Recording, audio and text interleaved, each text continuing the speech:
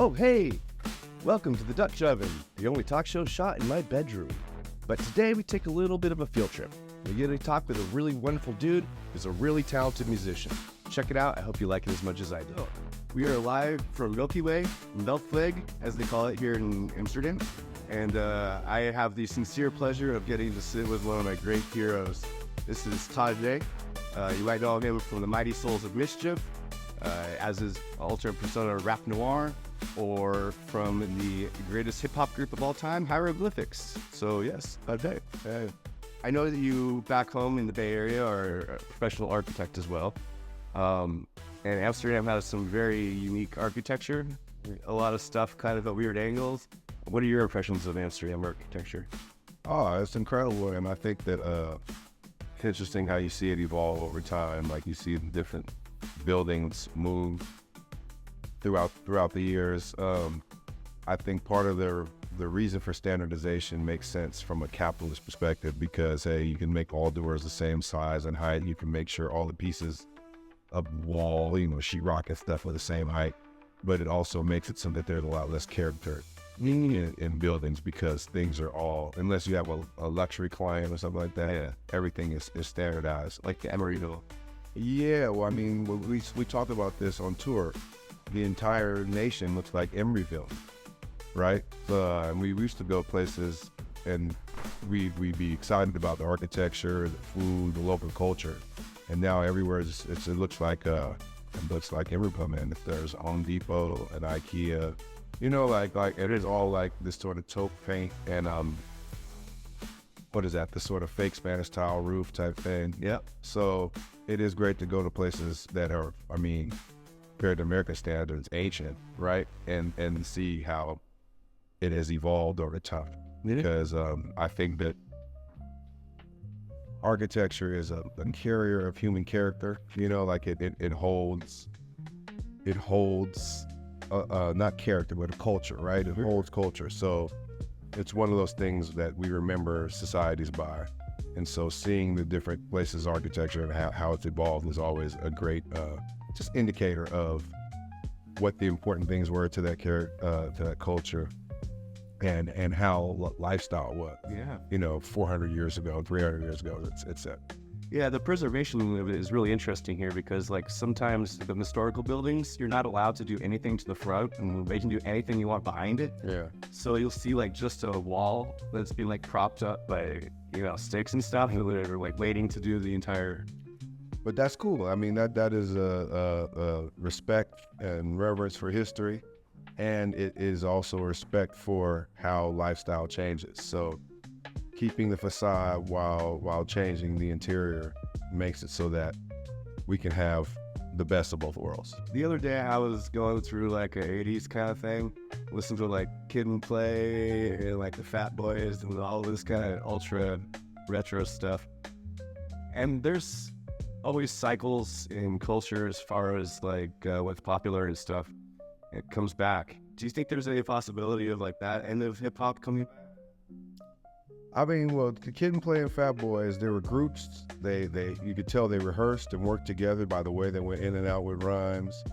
But like Fat Boys and Kid and Play were very different. Like Fat Boys were considered hard. Like, until they blew up and became sort of a caricature of themselves based on just how they look and, them being funny guys in general. Their music was like hard. And then Kid and Play's music was more like smooth, like chill. So I think they're equivalents now, but I think the main difference between them and now is that they're groups and there are no groups. I mean, the reason Souls of Mischief stands out, and especially when we talk about seeing us live, or seeing HIEROGLYPHICS live, is that it's a multitude of people interacting. Yeah. So it's a lot of different styles, a lot of visual movement, etc. So, I mean, they're playful rap and there's hard rap now.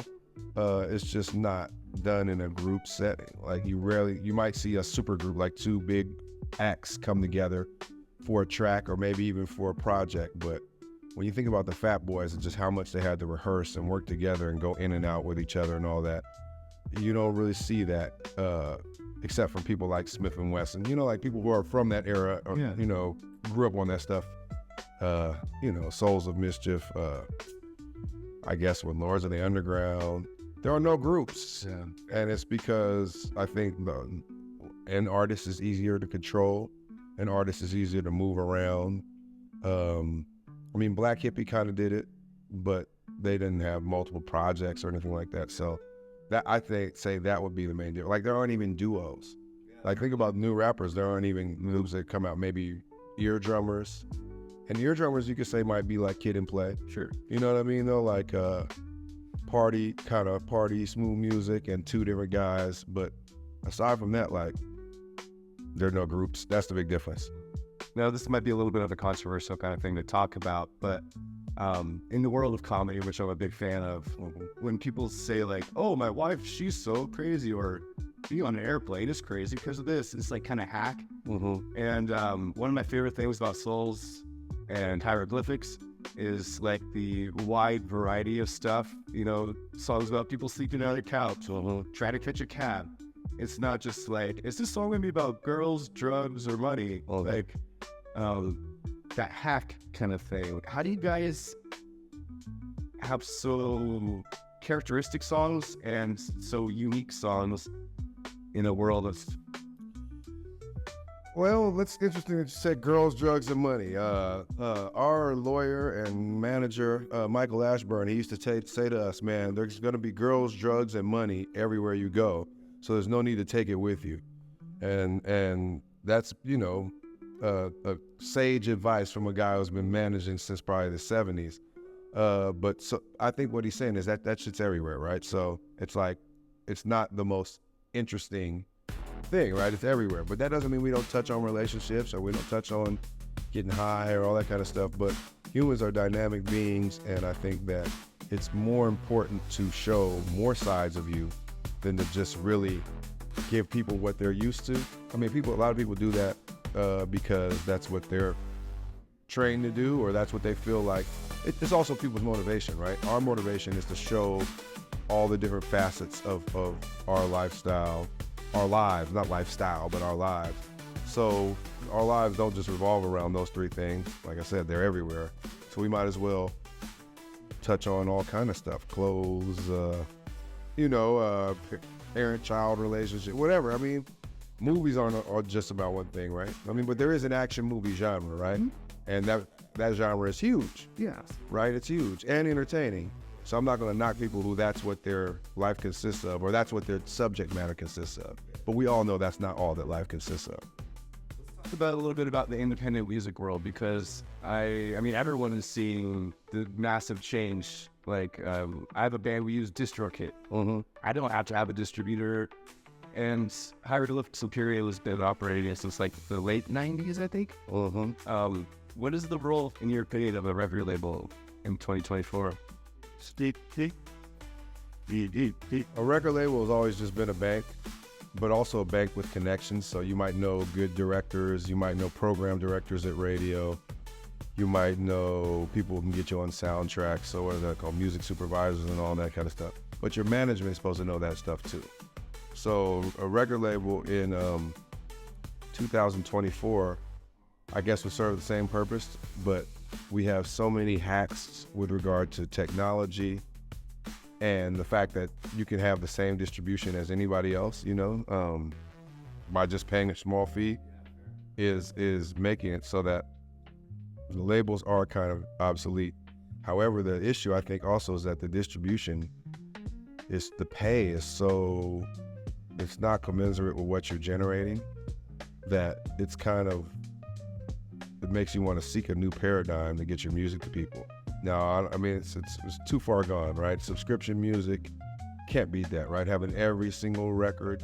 That's the other thing. Not every single record ends up on there too. Yeah. Right? So it's like a funnel, right? Yeah. So the overall, my daughter collects vinyl, and she's always like trying to buy things where I'm like, yo, don't buy that on vinyl. It's available on Spotify. Buy the stuff on vinyl that you can't get on Spotify. Especially because the stuff that's available on Spotify, because she wants to buy a lot of new stuff often. I'm like, yo, this wasn't even made for a vinyl experience, right? It was made for, so you might as well just buy the digital version, or subscribe to and download the digital version, but buy the vinyl where you can't find these records online. But I think that as far as the label, the best you can do is provide opportunities and money. You look at Ghazi at Empire, and so he signs acts, but he gives them advances. He probably puts them in position to be seen, all these types of things. These are things that we've never had, but we all, except when we were on Jive Records, 30 years ago. But they sucked, and also you never know with radio or any of that kind of stuff. And we don't make the type of music where necessarily radio is going to gravitate towards it. And now radio is almost obsolete too, right? I mean, terrestrial radio, I only hear when I first hop in the car before the Bluetooth connects, Like literally, I probably haven't heard it in 10 years. And then when I do turn it on, I'm like, oh shit, it's the same bullshit that was being played 10 years ago. Sure. Even the throwback radio, it's like, oh, y'all are playing a playlist from 20 years ago. It's not like you're playing album cuts or deep cuts or anything that's missing. It's just literally like, oh, you're the radio from 20, you're literally just throwback radio, so. And it's literally like the same 3 songs from each. Yeah, from back then. So radio, the whole label structure has been sort of turned on its head. I just feel like the compensation towards artists should be a fair cut. And that's something where a lot of artists are drawing a line in the sand and saying, hey, my stuff is only available on vinyl, or you can only download it from me. I'm kind of like, your album is your commercial, and your show is your actual product. You know what I mean? And your merch is your actual product. So I don't mind my commercial being available everywhere. But the role of the label has definitely changed. And I think that the big three are labels are realigning so that they can control the distribution and flex. Like you saw how Universal recently tried to pull their catalog from TikTok, probably just to negotiate a higher rate for themselves, not for their artists, for themselves, right? So they're trying to flex and sort of recalibrate in this new era where the label is not as important. But when you hear a song that's a hit, 9 times out of 10, 11 times out of 10, it's on the major. Because even if it blows up locally, the major comes and swoops it up because they still have radio on lock and they still control the algorithm. Like if you listen to the algorithm, more so on Apple Music and Spotify is a little bit more eclectic, but if you listen to the algorithm, I'll play a record and by the time it's done, they're playing me shit where I'm like, I would never listen to this bullshit. Yeah. Why are you pushing me in this direction? Every time though, every time. You never look up. It's never like, oh, this is an obscure record. It could be an obscure record that sucks. They don't even play you that. They always push you towards the shit that they're pushing. So I'm like, okay, even the algorithm is kind of fixed. Yeah. And that's the new way they've done it with playlists and algorithm fixing and farming. And I think they've done, there's ways to hack the algorithm. And I think that's what the majors are doing now, since radio is kind of obsolete. I've heard that there's also record labels that have bought shares of Spotify enough. Oh, yeah. They're making their own money back. Yeah, that makes sense. Man, to me, the music industry has always been a huge money laundering, and money moving, not necessarily laundering from nefarious things, but money moving enterprise. And so this is more of the same. I'm just like, it's the industry that we're in. Let's put out good records. Let's have special stuff, vinyl, other releases and things like that, merch, etc., available for our fans. But we got to use the industry and not let the industry use us. Huge thanks to TAJAI for taking some time out to chat with me. I really very much appreciated that. Make sure you check out everything from Hieroglyphics and Souls of Mischief. And here's a message from our sponsor. Hey Gary, how's it going? Yeah, I've just been sluggish and tired lately. Sounds like you've got an energy problem. Yes, big time. Have you tried sports drinks? They make me piss all the time and give me heartburn. What about high sugar canned energy drinks? I'm afraid for my ticker. What about those little energy shots? Not enough. Well, have you heard about Syringeade? Syringeade?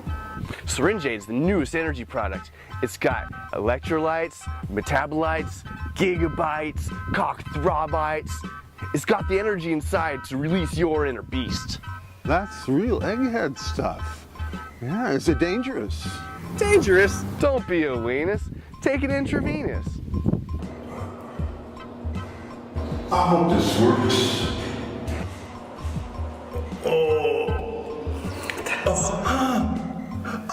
Ready for another game, old man? Fuck you!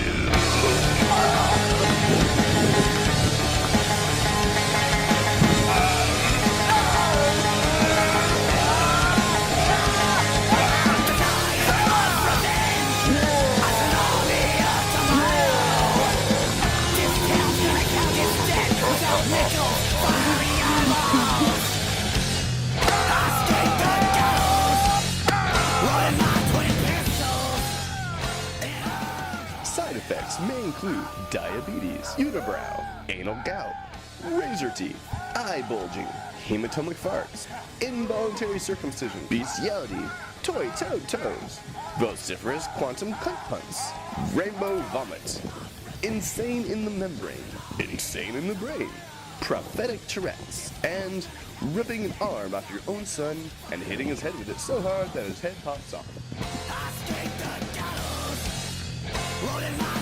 Powered by Monsanto. Fuck people, get money. Okay. What the hell was that? Guys, this is seriously the quality of sponsor we can get? Jesus Christ. Like and subscribe, I guess?